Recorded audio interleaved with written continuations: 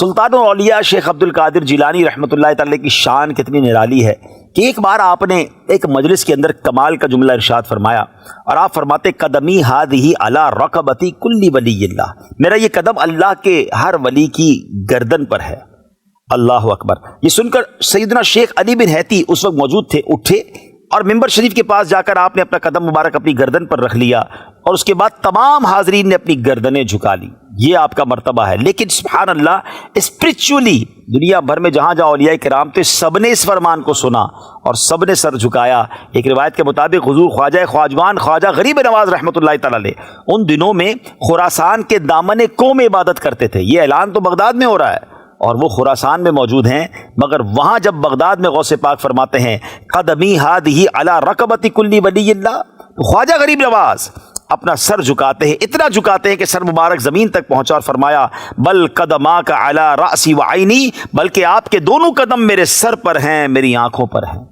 ہم منقبت کا ایک اور شعر سنتے ہیں نا، یہ دل یہ جگر ہے، یہ آنکھیں یہ سر ہے، جہاں چاہو رکھو قدم غوث اعظم۔ سبحان اللہ۔ اس سے معلوم یہ ہوا کہ خواجہ خواجگان خواجہ غریب نواز رحمۃ اللہ تعالی علیہ بھی محکوم ہیں، اور سلطان الاولیاء حضور غوث پاک حاکم یعنی سب کے آقا ہے۔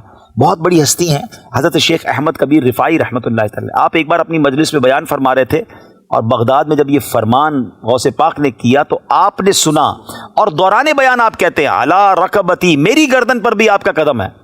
لوگوں نے کہا یہ آپ نے کیا فرمایا؟ تو اب آپ نے فرمایا کہ اس وقت بغداد میں غوث پاک نے یہ اعلان فرمایا ہے کہ قدمی ہادھی علی رقبتی کل ولی اللہ، تو اس لیے میں نے گردن جھکا کر آپ کے حکم کی جو ہے وہ تعمیل کی ہے۔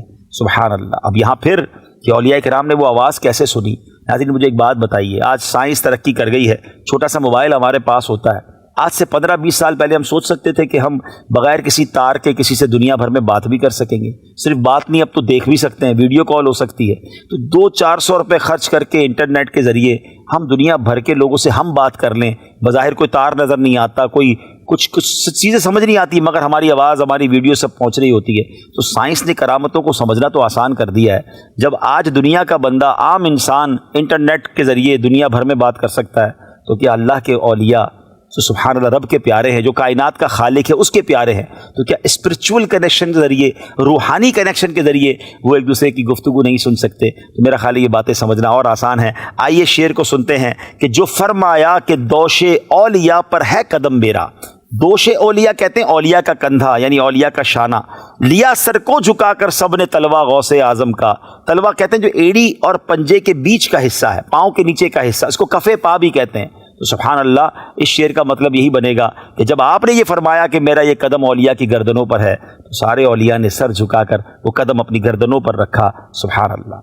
جو فرمایا کہ دوش اولیاء پر ہے قدم میرا، جو فرمایا کہ دوش اولیاء پر ہے قدم میرا، لیا سر کو جھکا کر سب نے تلوا غوث اعظم کا، لیا سر کو جھکا کر سب نے تلوا غوث اعظم کا۔